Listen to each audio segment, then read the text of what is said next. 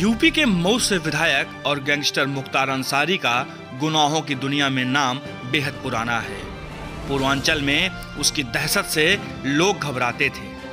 मुख्तार अंसारी के जुर्मों की कहानी जितनी ही पुरानी है उतनी ही पुरानी है मुख्तार अंसारी और यूपी के सीएम योगी आदित्यनाथ के बीच में चल रही अदावत। हम बात कर रहे हैं साल 2005 की, जब मऊ में दंगे हुए थे।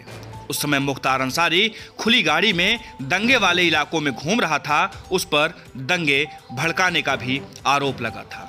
ये वो दौर था जब मुख्तार अंसारी का काफिला सड़क से गुजरता था तो किसी की मजाल नहीं जो उसके कारवां के बीच में आ जाए। एक लाइन से 786 नंबर की 20 से 30 एसयूवी गुजरती थी। मुख्तार अंसारी जब चलता था तो बॉडीगार्ड और अपने गैंग के बीच में सबसे लंबा दिखाई देता था।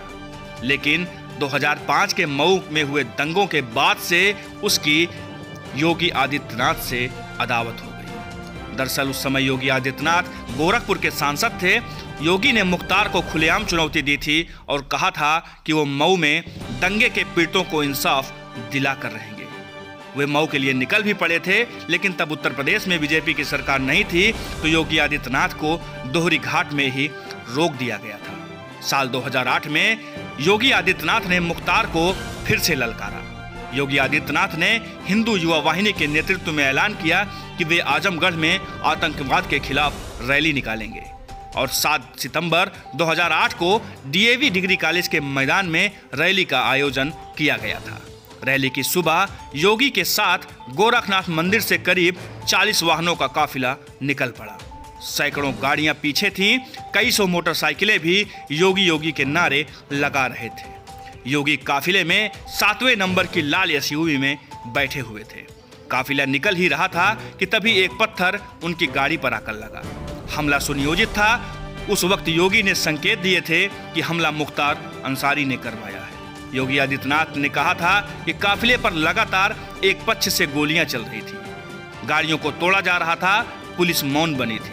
योगी ने उसी समय कहा था कि हम इस लड़ाई को जरूर आगे बढ़ाएंगे। जिसने भी गोली मारी है, अगर पुलिस कार्रवाई नहीं करेगी तो गोली मारने वालों को उसी की भाषा में जवाब दिया जाएगा। अब साल आया 2009। गैंगस्टर मुख्तार के खिलाफ हत्या के 10 सहित 48 एफआईआर दर्ज थे। मऊ में ठेकेदार अजय प्रकाश सिंह की हत्या में भी अंसारी का नाम सामने आया था। लेकिन 2017 में इस हत्याकांड में अंसारी गाजीपुर की स्थानीय अदालत से छूट गया और अजय प्रकाश सिंह की हत्या के चश्मदीद राम सिंह मौर्य की भी गोलियां मारकर हत्या कर दी गई। इस हत्या में भी कथित भूमिका के लिए अंसारी के खिलाफ केस दर्ज किया गया था। लेकिन 2017 में वक्त ने करवट बदली और उत्तर प्रदेश में योगी सरकार बनी। बीजेपी की सरकार आई और योगी आदित्यनाथ मुख्यमंत्री बने। लेकिन योगी के मुख्यमंत्री बनते ही कभी सीना तान कर लोगों के बीच में घूमने वाला मुख्तार व्हील चेयर पर आ गया।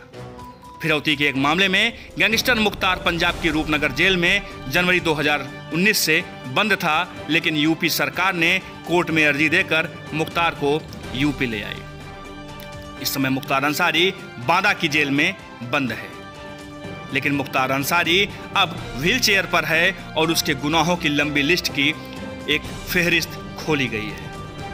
बांदा जेल में मुख्तार अंसारी की डगर कठिन होगी, क्योंकि वह भी जानता है योगी सरकार उसके हर अपराध का हिसाब जरूर लेने वाली है। Bureau report, UP news.